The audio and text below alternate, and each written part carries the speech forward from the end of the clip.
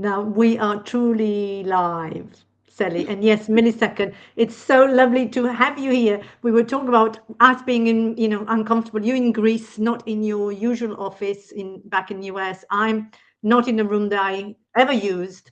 Um, and that's the beginning of an audacious conversation. So I would, let's start with that. Can you introduce yourself for something audacious, Celi? I know so many things, but I'd love to hear it from you. Oh, shoot. I think it depends on which variation of me we're talking to today, but something audacious. I am a business scale coach, Mm. and something audacious is that I just launched software of my methodology when everyone told me I shouldn't, and that SaaS is dead, and that I couldn't, and that it didn't make any sense. And it's launching in like 2 weeks, and a beta version's already live. But I think that's audacious. I'm officially a tech founder, so I get to add that to my many weird titles, many lives that I've lived. Is I that love good? that. Is that audacious enough for you? That's very audacious indeed, sort of the software. And I can't wait, as you said, a tech founder added to all of the other audacious letters that you've got to your name. And the audacious conversations for me, I'm celebrating 2.5 years. Woo-hoo. I'm over 50. I think you're number 54 of participants. And it's this whole idea of just exploring audacity under those three pillars: courage, care, and non-conformity. So I'm curious, Sally, which one is the one that talks to you most right now?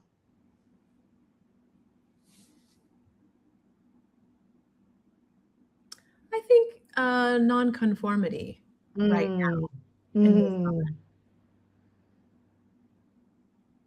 But I had to think about that because I think you have to be courageous to look at nonconformity, and you also have to care and be caring in order to not be a total, you know, senseless jerk. But I'm seeing a trend. I've been talking about this in some of my content, and I'm doing a special roundtable about it in a few weeks on this. But I'm just seeing a trend of everybody looking and sounding the same. And I think partly because we want the easy way out and we want the illusion of our time back. So we're using AI to do all these things for us, or we hope that it will do all these things for us.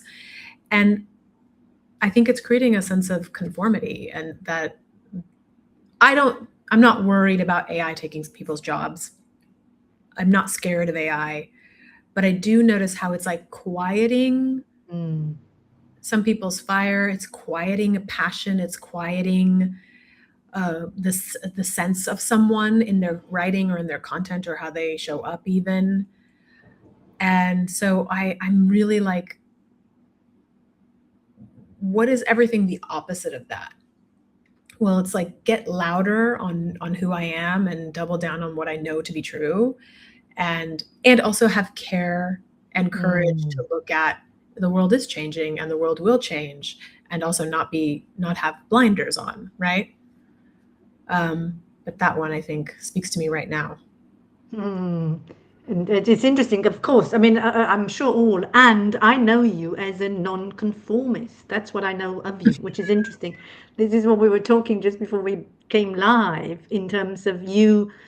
I know you as a tango dancer and tango teacher, and how you apply those in leadership. I sort of know you as an MBA person, as a master's, someone who's got a master's in divinity as a COO. I mean, you can't get more eclectic than that. I know that's just a weird mix, just right there. Everything you said, you went from tango to MBA to Masters of Divinity to like COO. It's like what? It sounds like a joke. And And now which tech founder. I sound like an AI created persona. Hello. Yeah, we can be that. I know forming way. Yeah, absolutely. I find that I think I'm an entrepreneur at heart. I am truly an entrepreneur. I think I was wired that way as a child. And I believe that that just looks like somebody who is willing to ask questions and question the way we do everything. And if you're willing to take action, I really believe that business and entrepreneurship doesn't exist in the idea and in the creative phase. That's really fun if you're a visionary and a creative, but you're an entrepreneur if you take action on the idea. And I was always that kid who would go, we would talk about something with friends or come up with an idea, and I was the one who would go out and go door to door and sell the babysitting. Like, what kid? I went around door to door on my weekends and sold babysitting to houses, to people. And, you know, and we talked about it with my friends, but nobody actually showed up and did it. So I just went alone because I was like, well, I've sold newspaper, you know, like I've sold wrapping paper and I've sold cookies for school. So why not go door to door and sell something for myself? That sounds awesome. But I actually did it. And I think I would say that's the weird thread in all the strange things I've done in my life. Like, I have a dance degree. I was a professional dancer in New York. And then I decided to completely move back to Argentina and study fashion design. And I started a fashion line and I started dancing tango, and I was running a fashion line while teaching tango. And it wasn't so much about the thinking of like, does this make sense? And are these things connected? And is that even a good career move? Or will that, it was more about like, can I do that? Is it possible? Could I actually do that? And so, and once I'm in it, and once I'm in something, it's like a puzzle that I need to figure out. Like, no, a lot of people don't know this, but the reason that I ultimately became a professional tango teacher and dancer was because in my first tango class, I thought I would be really good at it and I thought I would excel, and I actually sucked. And it was so hard that I was like, what? I was like offended. You know, I was like, wait, I'm Argentine and I'm a professional dancer. This dance will not get the better of me. Absolutely not. Like, I will figure this out. And I joke, like, my actual skill level as a dancer became a hindrance. And it really took me 3 years and a very special moment to even learn what tango really was and how to take a step. But it was really my willingness to just go, can I do this? Can I figure it out? And so in the moment, it makes no sense to anybody. And it doesn't really make a lot of sense to myself, but it's more this desire of like, I see this now in my son, who's, you know, not even 2, and he sees a boulder of rocks and you just see his face where he's just like, hey, can I climb it? And he just goes for it. And you're like, oh boy, all right, I know what this looks like. This is not good. But, you know, and it's kind of like that. I think that's what entrepreneurship is. And that's what being audacious is. It's like not overthinking if it makes a lot of sense, especially to other people, but there's a drive in you to do something and figure something out. And it's who you become on the other side of the doing that makes you a really interesting and deep and rich person, in my opinion, in my experience. No, I love that. And actually, it is so true. It's because we learn from all of this, but what you just said, you know, it's taken you 3 years to learn the tango, to just stick with this. And, you know, being a professional dancer was actually a hindrance, and how much that is, even in, you know, as an entrepreneur, sometimes we think we know, or we already are an expert into something, and actually just that, you know, expertise in many ways, it holds us back because we're not willing to go into lots of other places. So I'm curious in terms of, and because you mentioned tango, and I loved it. I've experienced your craft of the tango dancing, and tell me about, you know, this is a difficult dance. My God, I mean, I never did it until you taught us as part of the 4PC. Was it in Vancouver Island? I always forget, because in terms of, you know, where were we? No, Pasadena. Pasadena. Like, where were we? What was the room? I know. It's just like, and you know, I mean, it was a really wonderful, wonderful experience, certainly for me in terms of what I've learned from that is it's the fact that you have a leader and you have a follower, and how important that is in that particular dance, and how easy for me it was to be a leader, and how absolutely excruciatingly difficult it was to be a follower. It was such an aha moment, and how you have to learn both really if you want to lead. You can't just do one way street. So what was your biggest, I suppose, from that, and I know we can maybe go and dive into some of the other ones, but what's your biggest lesson that you have taken from that and applying into your today's entrepreneurship? I think for me, that's a really good question. I think for me, there was a moment in my experience of tango where and this is why high achieving women have a hard time following, and we have a hard time listening, and we have a hard time surrendering to others. And I think there was a moment in my tango journey where I felt in my own body and my own experience, and then everything that was happening around me, I discovered a power inside vulnerability, listening, following, and surrendering to another person. I thought it would be weak. Like I thought it would feel weak and less than. And when I really tapped, and it's kind of like Kasha Urbania's work, right? She talks about this a little bit in her own way. But for me, when I finally tapped into that feeling of receptiveness and surrendering and listening to another person, this thing I'd been resisting for so long as a high achieving, I got this, I can do this, I can figure out this dance, I'm going to take the dance apart and I'm going to master this dance and I'm going to kick its butt, you know? And once I finally surrendered to it, I was like, oh, well, there's a whole new well of power in the vulnerability, in the femininity of listening to somebody else, letting them completely finish their sentence or their thought, surrendering to the way somebody else wants to do something. And that, which I have to remind myself about a lot, has changed the way I lead teams, and has changed the way I coach, and has changed the way I teach. And I always, it's always funny to me because a lot of clients come to me as a business scale strategist. Most people come to me and go, just tell me what to do. Tell me exactly what to do, step by step. I'm tired of thinking. I'm tired of doing the wrong things. I'm tired of trying to figure it out. Just tell me what to do. And I'm like, and I joke, and I'm like, great, I love being bossy. This is going to be fun. But actually, I don't tell them what to do at all, which is the secret that they don't know. I actually teach them how to think. And that I learned from tango, which is like, if I tell you exactly what to do and you do it, you will never actually become the entrepreneur you're capable of becoming. And that's just not fun to me. I'm not a person who's just selling a product and hoping for my next launch and my next audience to sell them the same product. I'm actually interested in creating empowered, thoughtful entrepreneurs.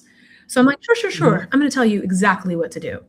And then I trick them into learning a method that ultimately teaches them how to see their business, how to think about business, and they ultimately make their own decisions.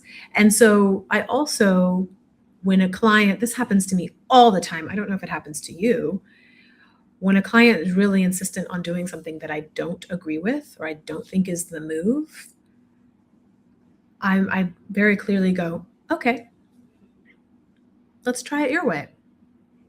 Instead of like, I'm going to lay out what I think would work strategically, but here's what I've learned about people in coaching, and I learned this in tango. The more I tell you that you're wrong, the more fired up you are going to get internally about proving me wrong and proving yourself right. Yes. So now we're wasting time and creating a little bit of an unnecessary conflict. I remember this distinctly. When I was a COO, I was leading a young, much younger team, much more trend savvy on social media. And I had an idea, and I still to this day think it was a brilliant idea. But my team didn't like it. Like the 2 or 3 content people on the team, they thought it was cheesy and that it wouldn't work. Right? And I was like, no. If we execute this well, it will work. Mm-hmm. And they felt forced to execute on my idea. So what did they do? They went and did it, and they did a shitty job. Right? And then they came back to me and they were like, see, it didn't work. And I knew in that moment, it was really like this beautiful moment for me, because I was like, of course, you were going to do everything in your power to make sure it didn't work. Because I didn't get your buy-in. I didn't listen to you. I didn't create a dance. I didn't get you excited about my vision, right? I just told you, like, I'm the adult in the room. This is going to work. This makes the most sense. Do as I say. And so when they kind of came back to me and said to me, in a meeting, I like was in the front of the room presenting, and I was like, you're right. I was wrong. It didn't work. Now, internally, I was like, I know for a fact that that idea couldn't work, but that execution of it was garbage, right? But it was more important in that moment for me to be like, you know what? Mm-hmm. You're right, and I was wrong. Mm-hmm. And what was interesting about that is one of my like video producer, who we are still friends to this day, he was like, what? Did we just get Celi to admit she was wrong? He was so proud of himself, you know? And it was like this really beautiful moment for me, because I was like, oh, this is the dance. Mm-hmm. Because this is about building trust and building buy-in, and like this is what it's all about. I learned this in tango. You can fight somebody, you know, or you can be docile and not be present. It just doesn't make the dance fun. If you're resisting a person, or if you're like so passive that they can barely feel you, it's just not fun. Right? So I really I take that into my coaching too, and the way that I teach, where people are like, yeah, but that's not going to work for me. I'm like, you're probably right. If you really believe that and you think that way, you're going to ensure that it doesn't work for you. Mm-hmm. The choice is yours. And so it creates a more spaciousness of like, oh, she didn't argue with me. Oh, she didn't try to prove her point. She didn't try to convince me to do her strategy. She did. Oh, so it creates the space for a new possibility of like, you're probably right. If you're really convinced, then you just convinced me. Let's do it your way. Let's see what happens. And I never say I told you so either if it doesn't work, which is really important. But I feel like that kind of, it doesn't matter if you're the boss. It doesn't matter if you're the leader. It doesn't matter if somebody hired you to be their strategist and their coach. Like if you're not willing, for me anyway, I don't always have to lead, which is really interesting for me, because I'm such a like, go out there, go do, go make it happen, go create, go build. But in my coaching relationship, it's a dance, it's a conversation. And my ultimate goal is to turn you into the business owner I know you can be. My goal is not to be right. My strategy didn't work and yours did. Awesome. Mission accomplished. Right? And so I think about that in leadership and businesses and relationships. I have a harder time doing it in my relationship, but you know, no one's perfect. Yeah, exactly. I'm always right in my relationship, Alina. I don't know what you're talking about. But you know, it's like, oh, the more that I just think it creates the opportunity for the person to step up. And I think that as a coach, that's my job. It's not actually, ironically, now you guys all know the secret. If you see any of my content where I say, yes, I will happily tell you what to do, you're going to be like, wait, I heard her say once, it's not the goal. Ultimately, it's not the goal, but it's the dance.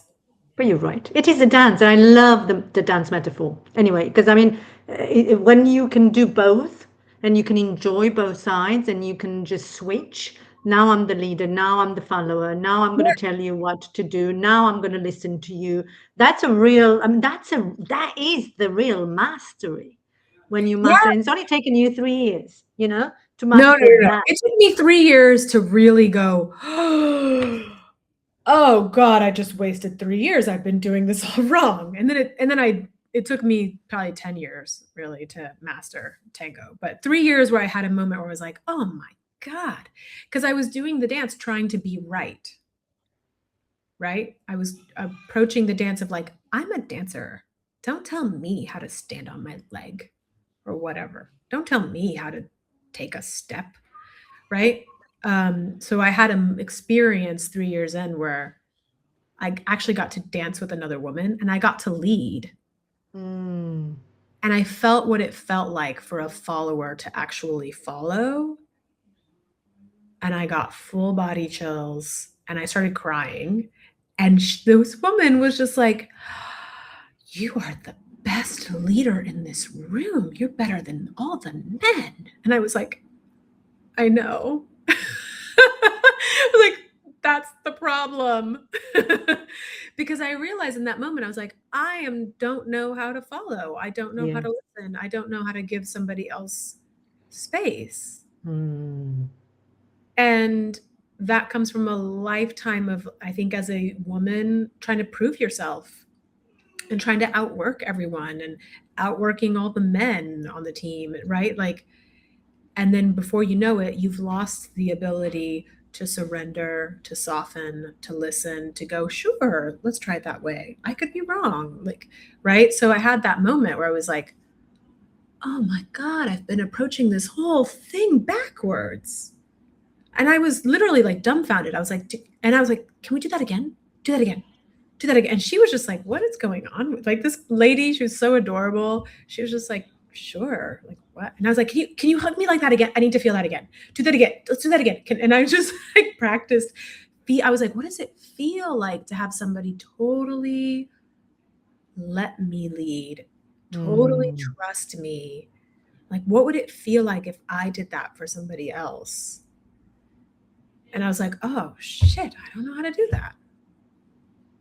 Love it. And you've learned it. And I'm really curious, actually. I'm sort of thinking, because you mentioned the method, you all of that, you brought it into your business today, and you mentioned the method, I think it's called the Grow Ass business.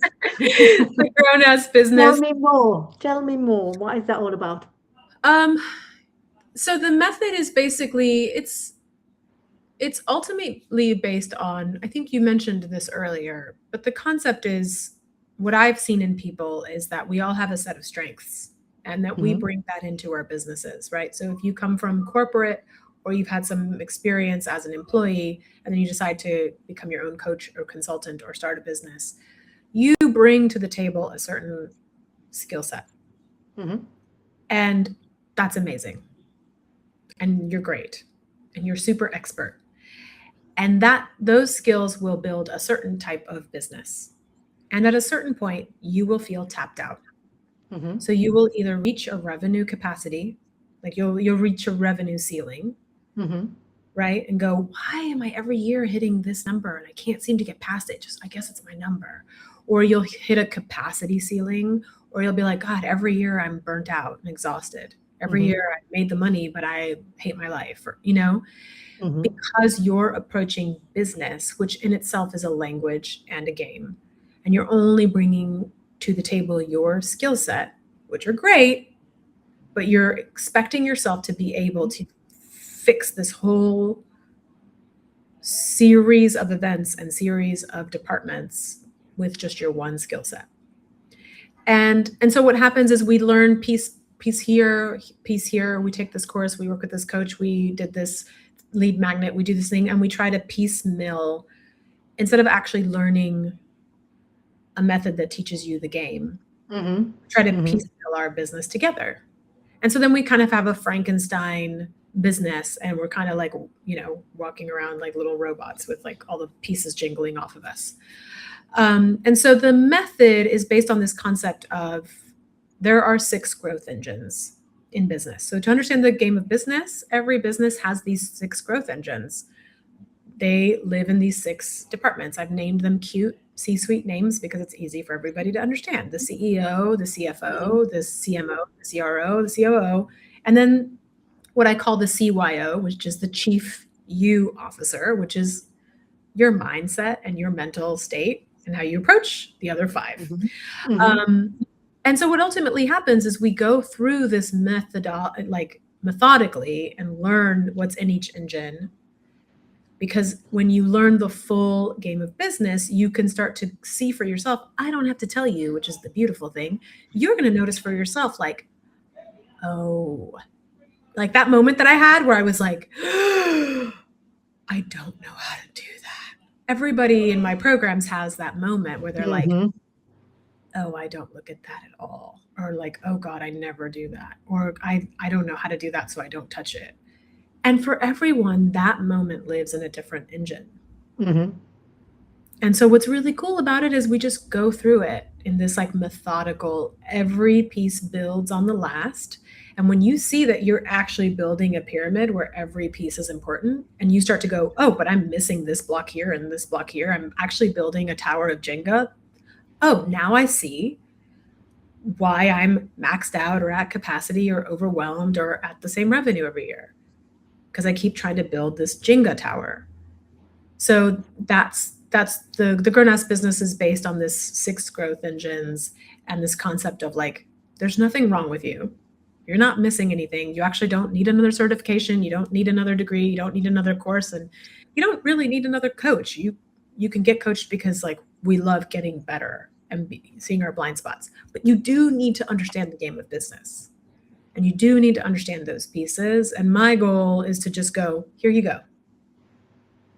Here is how you build a pyramid and not a Jenga tower. I love that. And actually, as you said, so my question that's burning is, what's the most non-conformist piece of this method that you created?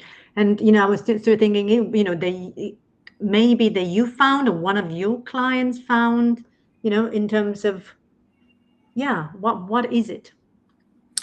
Of all the coming on a journey. Yeah. Which one is the most non-conforming? That's holy moly, Alina. That's a good question. Because you already made a non-conforming statement. It's interesting. You don't need this, and you don't need, but actually, which is very true. When we're talking about AI, when we sort of started, I mean, then we're just on that huge wave, and and yet, I heard you saying at some point you don't need an AI agent, and I'm sure the majority, 99% of people out there, will disagree with you, and that's fine too.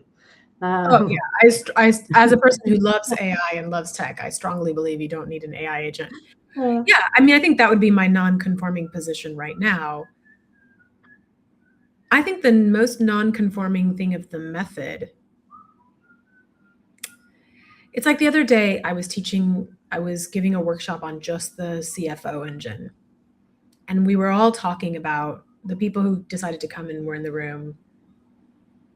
We were all talking about like, I avoided my numbers for 10 years. So it's not lost on me that I now teach business math to people because I avoided my numbers because I was petrified of math. I thought I was bad at math. But the thing is, like, I spent more energy trying to avoid and not do a thing. Once I did it, it was like, oh, really? This is so much easier than I've been making it in my head. And I think what happens in the method is that's true in every engine.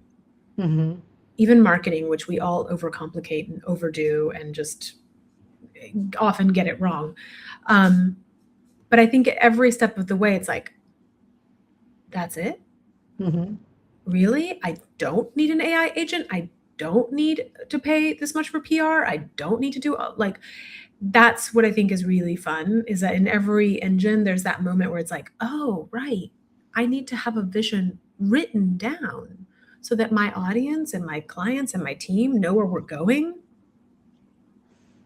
It's like the most frustrating thing, the most non-conforming thing is when you realize you're the one who's overcomplicating it, right? By like not looking at your marketing, not looking at your numbers or trying to do all the things in marketing and be everywhere and be on every platform all the time. Like, you're the one who's actually overcomplicating this journey, and that is hard to see.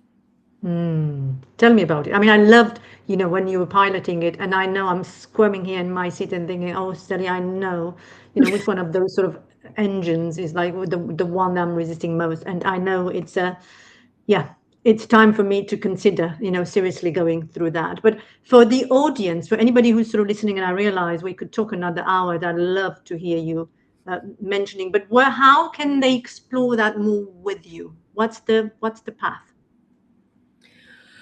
There's a webinar coming up, and it's called The 6 Things Every Business Needs to Grow and Why Most Entrepreneurs Are Only Doing One of Them. So it's based on this. And we're actually going to go through those 6 engines so that people can kind of see themselves and know what to do. So that's one that's coming up, and that's a really easy one.